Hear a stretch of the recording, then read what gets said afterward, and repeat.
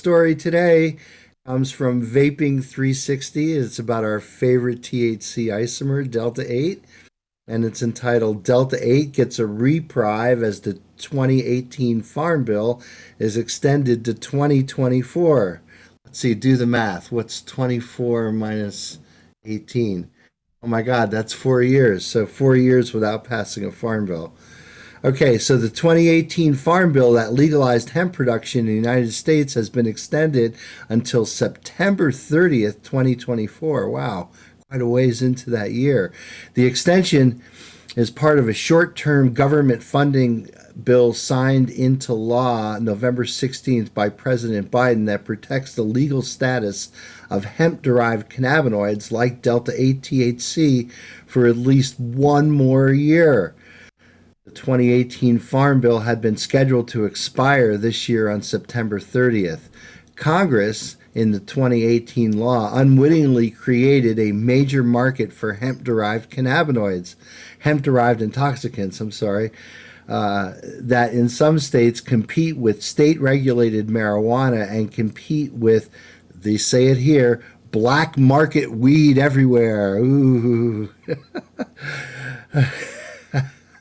Both non intoxicating CBD products and psychoactive hemp derived cannabinoids like Delta 8 and HHC, amongst others, have flourished under the protection of the 2018 law, which legalized not just hemp production but also the substances naturally found in hemp, except Delta 9 THC.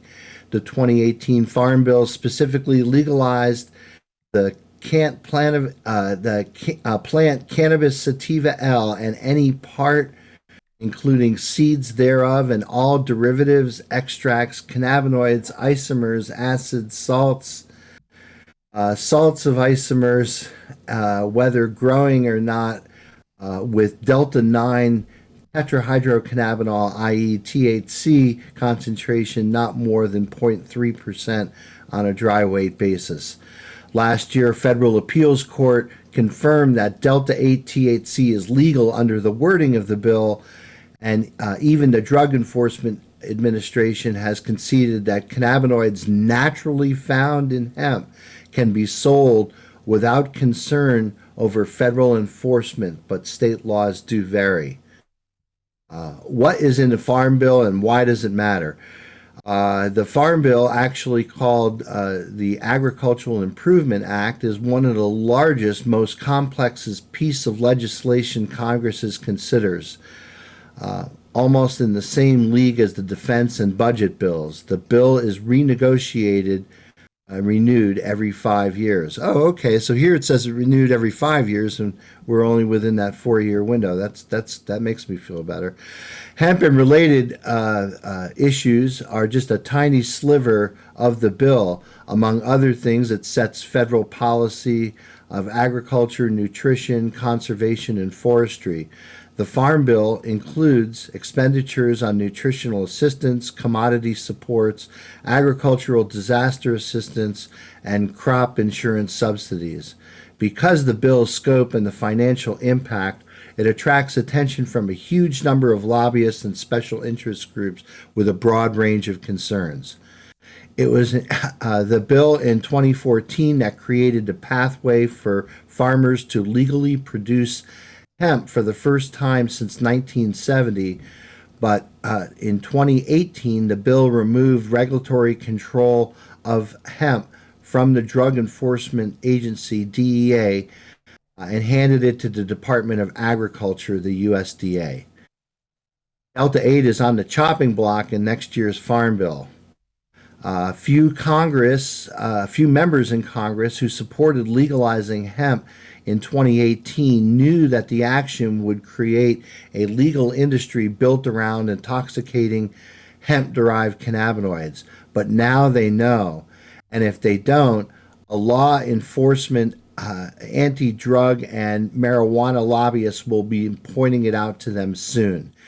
Over the next year, Congress will negotiate and debate the Farm Bill, which will likely include some changes in hemp regulations.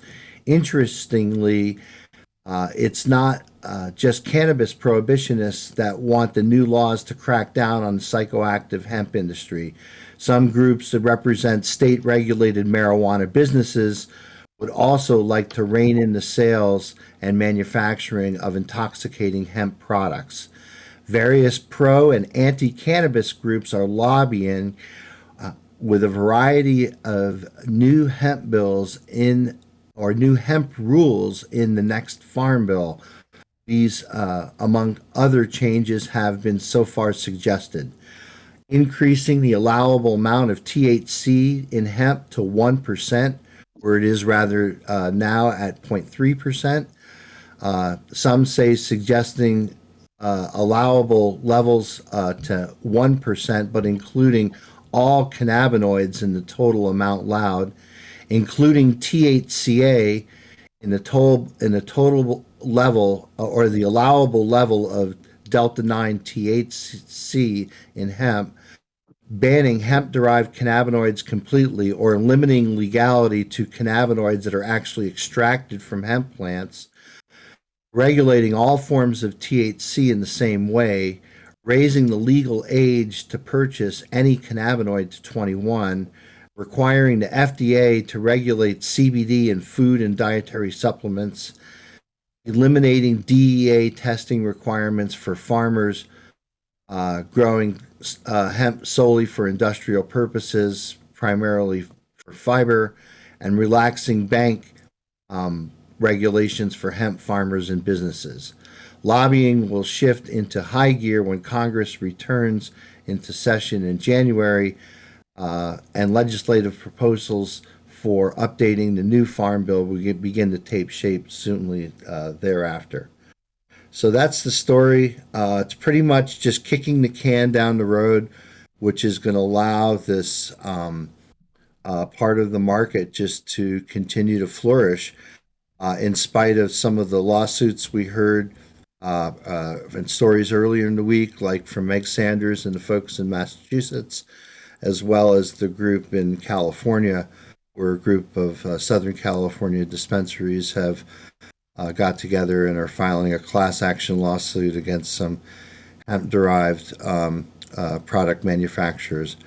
But that's the story. Be interested in what you guys have to say about this. And happy Friday from the great state of Vermont. Happy Integrated Friday to you, Doctor Mark. Um, Jason, your Jason, yeah, I mean, your favorite line here is like, "Oh yeah, the farm bill, the new farm bill's coming.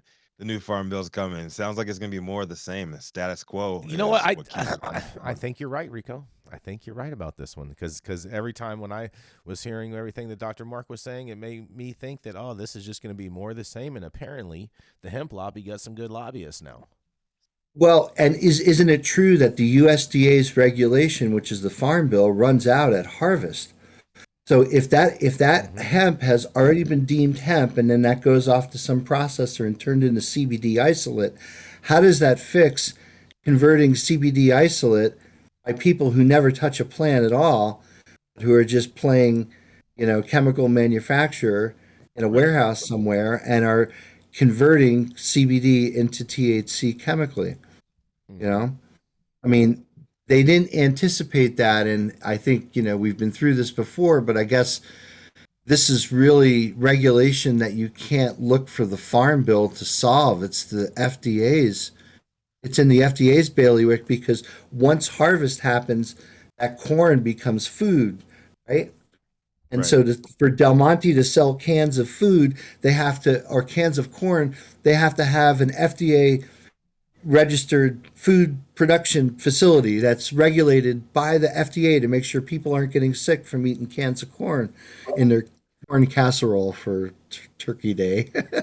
Yeah. But think of it like this: like if the FDA actually regulated after harvest, there would be regulation for what you do with that hemp, bring it to use in markets where humans are going to consume it or come in contact with it. Hmm. They've dropped the ball on that. It has nothing to do with the farm bill at all, right?